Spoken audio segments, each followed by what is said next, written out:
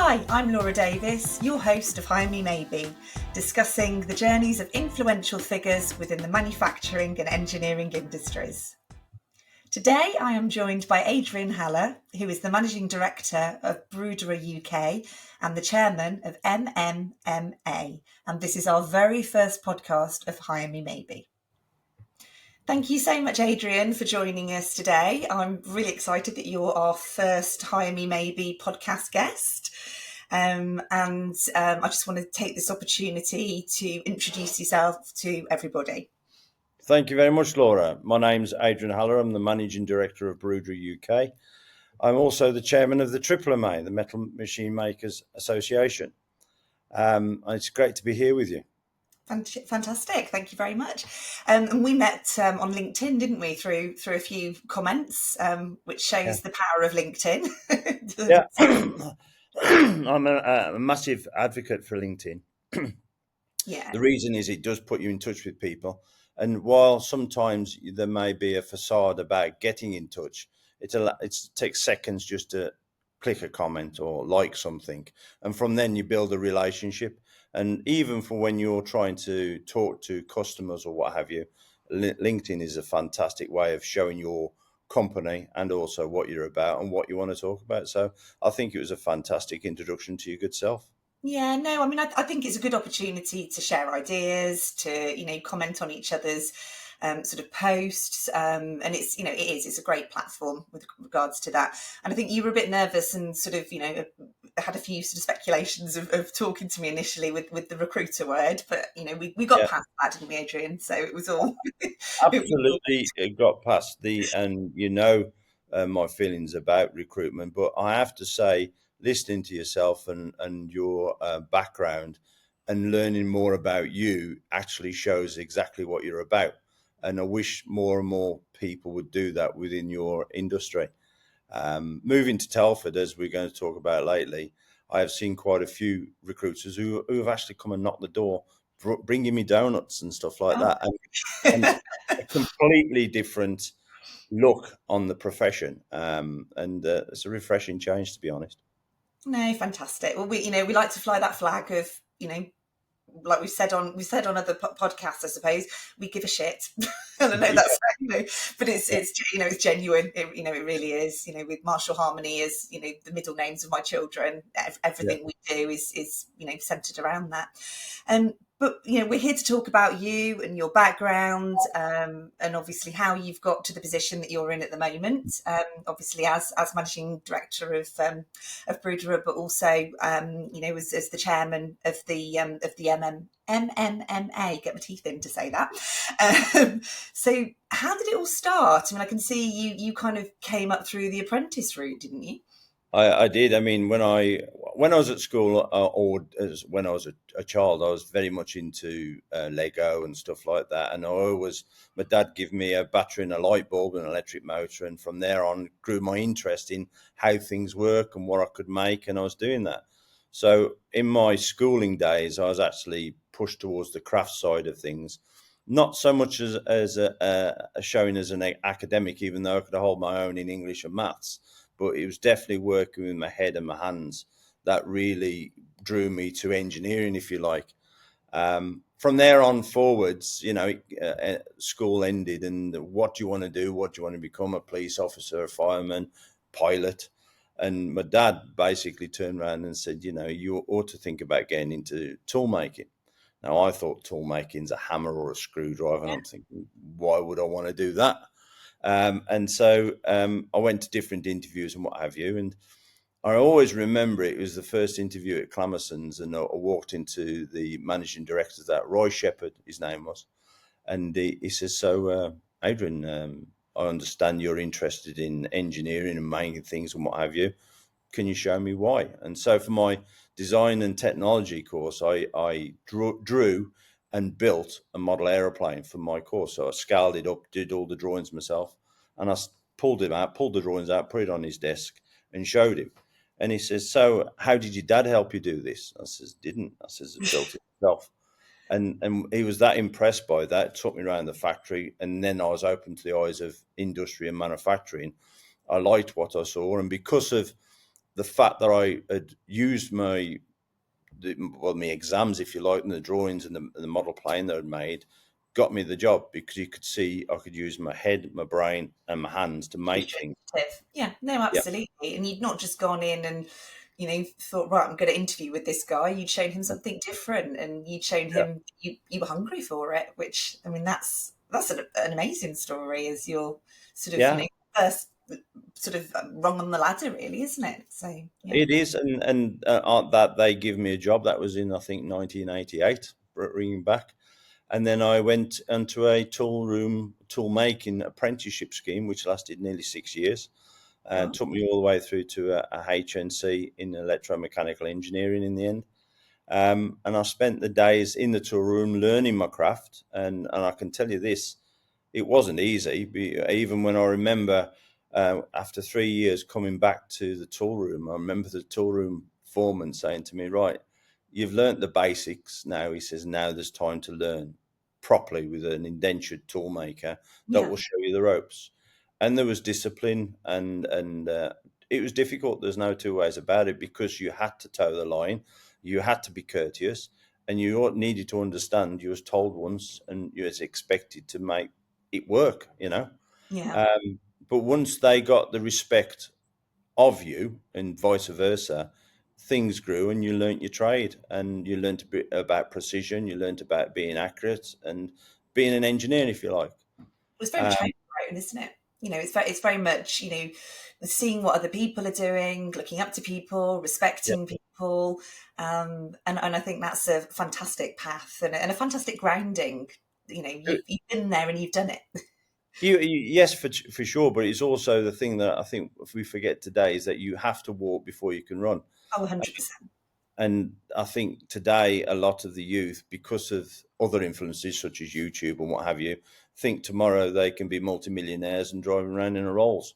Yeah, And that's not the case. You have to walk before you can run, especially in engineering, because the actual amount of time you have to spend to be good at your trade sometimes is very tedious. You make a lot of mistakes, and everybody makes mistakes, but it's the only way you learn. yeah. No. Um, and that proved difficult at the time, I must admit, but kept with it, and I am where I am today. And what happened next for you? So you obviously went from your, sort of the tool making, very hands on the engineering side. Yeah. What was that next opportunity, and why did you take that next opportunity? So, I mean, really, it developed from there, because I was put into other areas of the business, such as the assembly area, where I was looking after jigs and fixtures, the transfer press line, where I was looking after a transfer press line, doing the tooling, getting the press line running. And then I was looking after customers such as TRW and what have you, and Delco through these projects. And that basically grew my, I'd say, you could say, your intelligence or integrity or what have you. But so I understood how to make the part.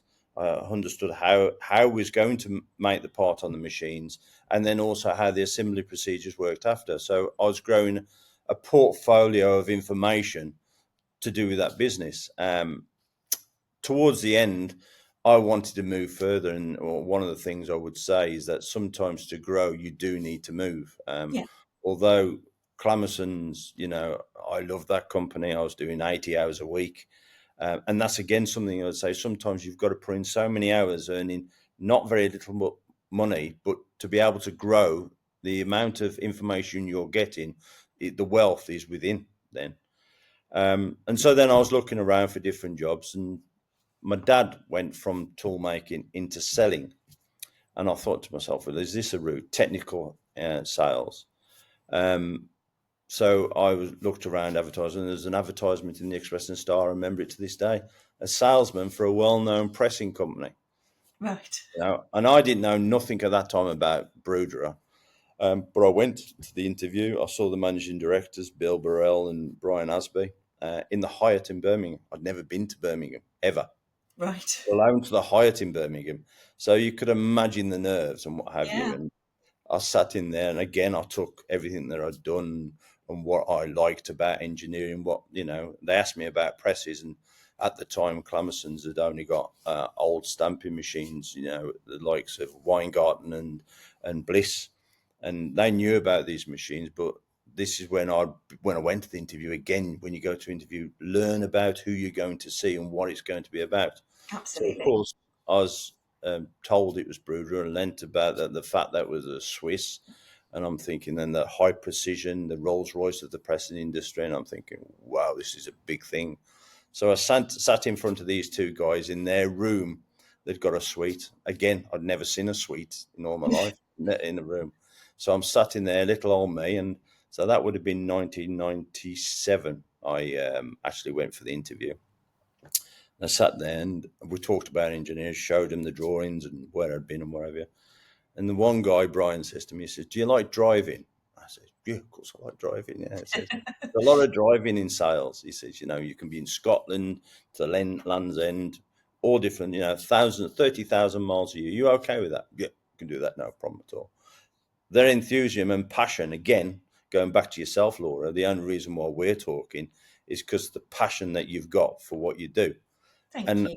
that is why they took me on, because obviously they knew I was a tool maker, they knew I was an engineer.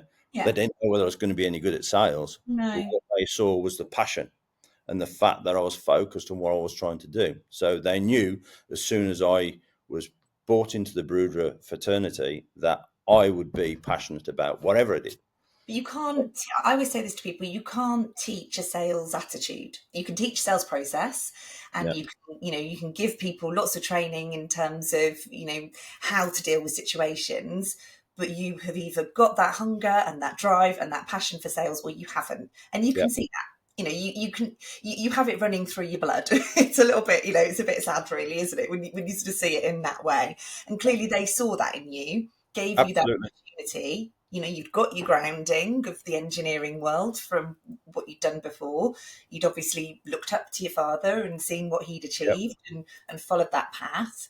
And I think people that come from a sales route into, a managing director role understand a business properly because yeah, they know the customers, they know the process and they understand every element of that business. yeah. So obviously if you've come through engineering through to sales, who gave you those opportunities to get to where you are today, and how did that evolve? Because that's a big leap, isn't it, from sales engineer through to where you are today? So, I mean, going into sales, um, the big thing was writing emails and writing letters and doing that. So you have to have a person who's going to stand next to you and say, "This is how we should do it. Copy this kind of writing of an email and whatever," which was Brian Asby, who was the deputy director of Bruderer. And he stood by me. He knew I was green in that kind of sector of life. And he trained me in how to do things and how to talk to people and what have you. And then because of my enthusiasm for the product, and I could not only be able to take the machine apart, put the tool in the machine, rebuild the machine, or whatever about. I then understood the intricacies of the engineering aspects of the machine, Yeah, and the sales, because of my passion, could follow through. Because not only could I sell the machine, I could also tell you how it worked, yeah. and that is what brought me, or really made my career through the sales. But selling to engineers, you have to be an engineer, because otherwise, if you, I don't want to say, but philander, or if you tell lies, they'll pick up on it I'll because say they'll through know you. it, Yeah, yeah, yeah, straight away. absolutely. Yeah. And so that was important. As though the years went through, I did a lot of stuff. There was two companies, there's Bruder and Burhart, and I sold a lot of the press ancillary equipment for Burhart. Then I was pushed onto the capital side with the Bruder. And it was in 2006 when the company was going through a slight difficult procedure with the economy was failing and what have you. And it was also time for the managing director to retire. So they pulled me up into sales director level and was doing the different aspects of the business, consolidating a lot of things to make the business more profitable within its area. And 2007, they turned around and said, "Right, we need a new managing director for Bruderer UK. Are you the man?" Of course, like I'm aiming for the heights, and I'm saying, "Yeah, I'm the man." And I can remember the meeting in Switzerland. they turned around and said, right, okay, went through all the different bits and pieces you do to get to the managing director's role. As we started speaking, they told me what they wanted. The business was failing because of this, this, and this. This is where you want to get to. And yep, I'm the man for the job. Righto, shook hands, and I went, okay. So is everything okay, Mr. Haller? And I went, well, how much are we going to get paid? And they said, well, you've got a job now. You're on the same money as you are now. Let's see how you do in the next 12 months being managing director, and then we look at your salary. Now, Right. that was a hard pillar to swallow because Yeah. I'm aiming for the roof, and they'd say, keep it as a level. And this is, again, the lesson to be learnt in life. You sometimes need to walk before you can run. Yeah. After 12 months, they was impressed with what they did, and they give me the salary to go with the managing director's role. You'd earned it at that point. And that's, yeah. And unfortunately, that is lacking, in certain people now, because obviously they feel they need to go straight in at a certain level. But look at you now. That was 2007. Yeah. 17 years later, you're still managing director, and Yeah. now looking to move to Shropshire. So Yeah. it's sort of the proof is in what you've achieved, isn't it? I suppose. It is, and one advice I give to anybody, the youth that's coming up, is that when you look at somebody who is a managing director, you don't know their story, and you may look at them, they turn up in the flashy car and the suit and sit in their office and they're at the ivory tower, but you don't know what they've put aside in their life to get where they've got. No. And you should also respect that at all times, because nobody walks into a job like this and achieves without having a time served history. No, and it's being very humble about it as well, isn't it? It's Yeah. and it's also being able to understand that you're surrounding yourself with the right people. Yeah. And I always say, as a managing director, the best thing you can possibly do is think about what you don't like doing, what you're not great at, and surround yourself with those people that have those skills. And Yeah. then that makes the whole business and the whole team look better and succeed, doesn't it? It absolutely does. You have to have that integrity around you. And the things that I'd say about sales and being a managing director, I think you'd be good at gambling because you don't know what the future holds for your sales. You don't know how many sales you're going to get in the next 6 months. Well, in this game, it takes between 3 and 5 years to get a sale sometimes. And so therefore, when you're asked or you need to portray what the future looks like, you might as well have a crystal ball. You're Because starting at zero. It's all about putting the work in, having a pipeline, and working to it. It is very. I think a lot of sales roles are. My industry is very much like that. Every month we start at zero. Yeah. We don't have temps, contractors, or anything like that. We are a pure perm business, and sometimes you think, oh my goodness, I've got staff to pay. I've got all of this to. I'm sure you feel the same, and all the overheads you must have with the new site and everything. So 100%, and that is, again, nobody realises what a managing director's thinking or understands what pressures they're under because of all the items you've just said. And the guy that comes in as the service engineer and breaks the machine or does something wrong, that's all he's worried about. I broke this, I've got to think about him and 15 others. Yeah. No, it's frightening, really. So why Shropshire? So why are you looking to? Well, you have relocated. Yeah, so we have, and the lights just got on. This is one of my pet hates in these offices, but they bring all this new energy stuff zero, and you wave your hands around because the lights ain't coming on. Why Shropshire? So Luton, we've been there for 55 years. And quite frankly, we couldn't get no staff. The infrastructure around there is very poor. And my focus is on the future, and that means apprentices. Couldn't get no apprentices down there. Couldn't get no support. So I was looking for Midlands. This heart of the Industrial Revolution is where a majority of our customers are. It's central to anywhere in England. And so the objective was to get somewhere around Birmingham, if you like. Right. We looked at several different places. Birmingham is getting ever more difficult to get into. So look further afield. And Telford has always been a mainstay for blue chip companies. And we found this site where we are now at Horton Wood West, right by Epson, Denso, and Magna. And it was just a prime place to put the company.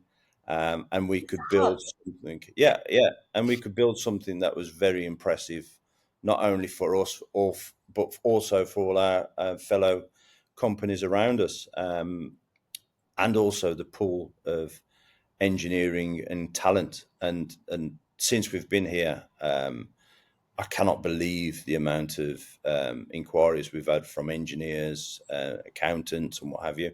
Not only through recruitment, but also direct. That would Yeah. never happen at Bruderer, never.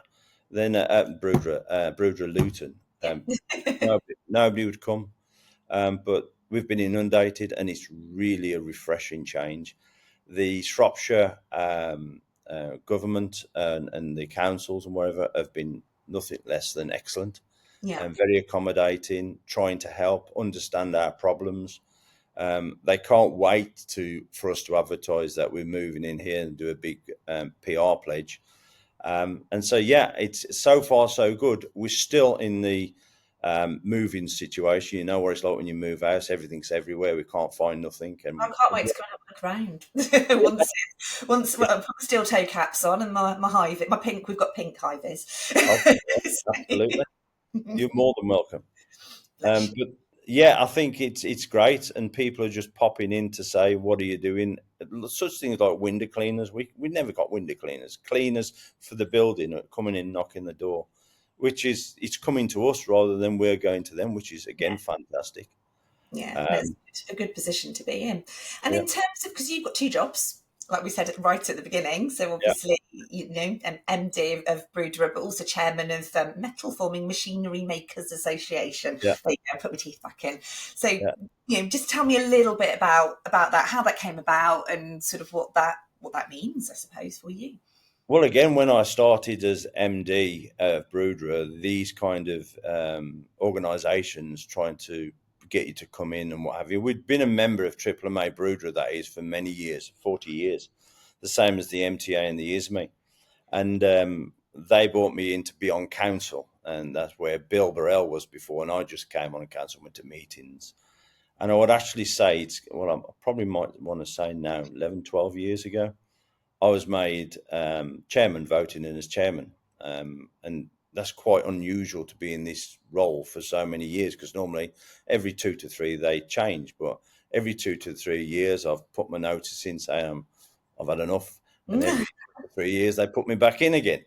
So I must be doing something right. And the thing is about the Triple MA, it's same kind of people as us, Bruderer. So we've got Schuler in there, AIDA in there, Worcester Press is in there. They're all metal machine making companies, and they're all supporting the manufacturing industry. And we meet 3 times a year for a meeting where we talk about state of industry, and it's a camaraderie between us all, because if you're all feeling the pinch in that meeting, you'll listen to everybody saying, think, oh, everybody else is having the same problem, and you can talk about it openly. And so therefore it gives that kind of feeling where we can talk about recruitment, because it's a big problem in our industry, trying to get staff, and how we're going about it, and what we're going to do to try and make our industry more attractive to the youth, or indeed anybody who wants to come and work for us. And It's so sharing therefore, knowledge. yeah, Yeah. yeah. And again, I'd welcome yourselves to come and probably give us a talk at some point to actually, give people the brighter side of recruitment, Yeah. more so than what comes across negative. Because I feel is with engineering and engineers, if they see passion and focus, then that will bring on a reliability process of the recruitment industry. It's an understanding of, it's about the candidate, not the company, when you're recruiting. And I think that's what people lack. And it's, I always say it to people, it's what's in it for them. You're having a chat. It's like you're sat in a pub with them, having a chat with them and telling them why they need to come and join you. What are all the great things about your business that you can share and you can work with them? What the progression looks like. People, a lot of people, and I'll say it, are quite arrogant when they're recruiting. Anyone should come and work for me want to come and work for me because of who I am. And Yeah, that's not the case. There's so many opportunities out there. And from an apprentice point of view, like we've discussed, obviously that was your route. I know your son's going through that route as well. yeah, I think it's so important that businesses are engaging, with all the educational institutions, all the different places that they can engage with to get apprentices, and to look at apprenticeships aren't for the thick kids. That is how it's seen. When I went and spoke at the Metals Expo a few months ago, that's what I was discussing, all the different generations and how we are yeah, actually attracting the younger generation, Gen Z, into our, and beyond, yeah, into the businesses, and it's making them realise it's a proper career path. You can do an apprenticeship. You yeah. can do a degree apprenticeship. You can do just as well on that path as you can by just going and throwing yourself to uni and getting drunk every night. Well, I mean, Max, my son, as you know him well, he had an open passage at Harper Adams. They took him on, and he walked around the campus and what have you, and he just said, "It's not for me, Dad. This isn't." He says, "I can't come here every day. I'm not going to be engaged." So the apprentice route was, I didn't want to push him down that road. He needed to make that choice. They do. They need to make the choice. Yeah, and when I showed him, and then he started walking around the company Epson, he could see the technology in there, the investment in there, how it was respected to be in there, and so therefore it built him up and said, "No, I want to work here." Added to this, he's working and he's learning and he's earning money. Yeah. What's It, not to like?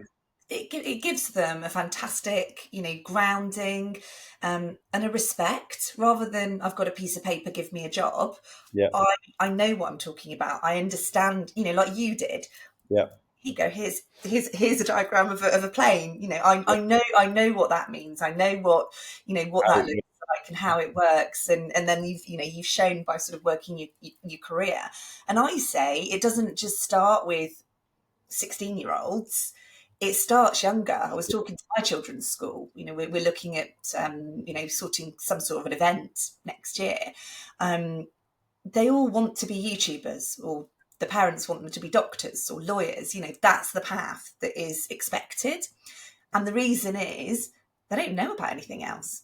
So unless you put that into their heads, even at primary school age, how are they going to know, what goes into making a plane? Do you know what I mean? Or making a car? Because they I don't think they don't they get it. took no. I think they took all of that out of schools probably after my age. They The did. milling machines, the woodworking, all the stuff that needs to come into manufacturing to build wealth, they took out of the schools. Now, Yeah, whose decision was that? I don't know, it's but clearly, crazy.